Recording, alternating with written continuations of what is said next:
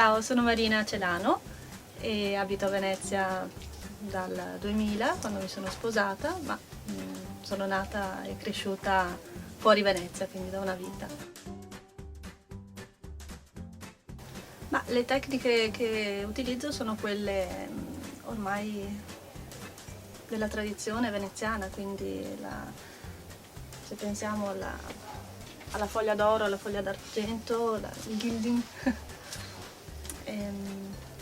il decoupage, quindi posso mettere, non so, carta musica, carta con le vedute di Venezia.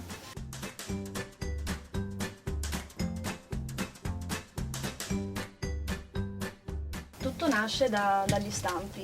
Gli stampi sono il secondo passaggio in realtà, perché ci vuole prima una scultura.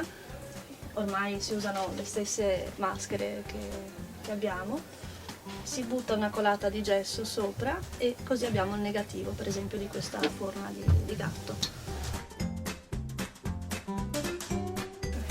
Sì, la cartapesta normalmente è la carta che usiamo di giornali, praticamente messa a mollo nella colla per carta da parati, e viene fuori si solidifica in questo modo. Ormai utilizziamo questa, come ho detto, carta lana. Nella carta lana sono già presenti delle fibre e quindi è una carta molto, nello stesso tempo, elastica e forte. Con la colla per parati si solidifica nello stampo e quando si tira fuori si lascia asciugare qualche ora, dipende dal tempo ovviamente, perché poi siamo molto legati anche agli eventi atmosferici. La maschera più classica, quella che i francesi chiamano le loup e gli americani eye mask, è la più classica perché mantiene l'identità nascosta, però è la più anche facile da decorare, si possono aggiungere piume, fiori, quello che si vuole. Questa è la maschera che esce fuori dallo stampo, praticamente i vari strati di cartapesta. Quando si asciuga è così, poi bisogna ritagliare gli occhi e tutto il contorno e dipingere di bianco intanto per renderlo un po' più solido. Ormai la maschera è pronta, abbastanza elastica, si può adattare al viso e leggera. E da qui parte poi la decorazione, appunto. L'estate, grazie a un'amica, ho cominciato a lavorare nel suo negozio come aiutante e, come nella migliore tradizione di una volta, l'apprendista si è talmente appassionato che niente, ho deciso di lavorare, di mettermi in proprio in questo ambiente che tra l'altro mi piace tantissimo. Lavorare con le mani, la decorazione delle maschere è stata una passione immediata per me. E è la città che ho scelto veramente. Faccio parte di quello sporadico controesodo. Praticamente l'ho scelta come sede universitaria, l'ho scelta per viverci perché è una città, secondo me, a misura ancora umana, molto, molto bella.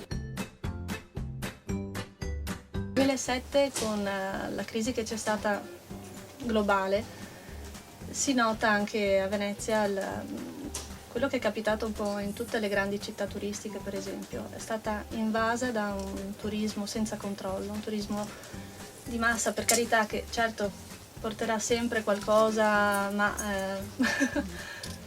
diciamo porta più aspetti negativi che positivi, sicuramente. No, è proprio tutto uguale, tutto per un consumismo proprio mordi e fuggi, come sappiamo bene ormai è un turismo così, mordi e fuggi, e i negozianti si sono adattati. Ho persone che capitano qui per caso e dicono: oh, ma perché costa così tanto la tua maschera? Ma poi gli faccio vedere, la comincio io, la termino io, la finisco, la preparo, faccio tutto.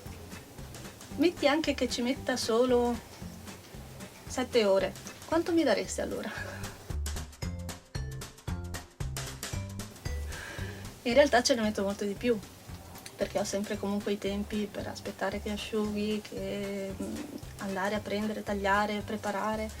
Comunque, insomma, la differenza sta in questo, non è un prodotto fatto in serie da una macchina in Cina.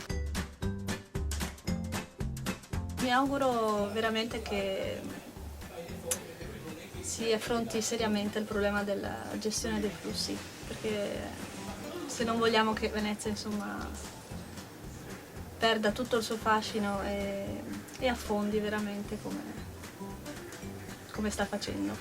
Mi auguro che qualcosa, insomma, cambi al più presto.